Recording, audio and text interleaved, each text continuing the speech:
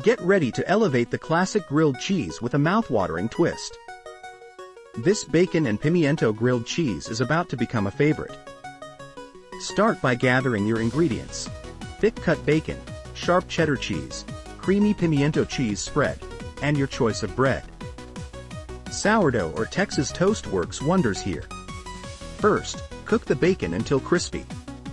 The aroma alone will have everyone in the kitchen.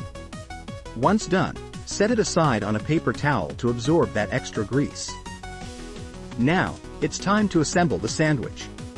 Spread a generous layer of pimiento cheese on one slice of bread. This creamy, tangy goodness is the star of the show. Next, layer on the crispy bacon, followed by a slice or two of sharp cheddar cheese. Top it off with another slice of bread, and it's grilling time.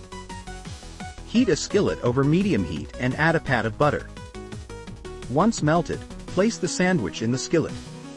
Press down slightly to get that perfect golden crust. After about 3 to 4 minutes, flip the sandwich carefully. The goal is a beautiful, crispy exterior and melted cheese inside. Cook for another 3 to 4 minutes until both sides are golden brown and the cheese is ooey gooey. Once done, remove the sandwich from the skillet and let it rest for a minute. Slice it in half to reveal that cheesy, bacon-filled goodness. Serve it up with a side of your favorite tomato soup for the ultimate comfort meal. This bacon and pimiento grilled cheese is sure to impress at lunch or dinner. Enjoy every cheesy bite.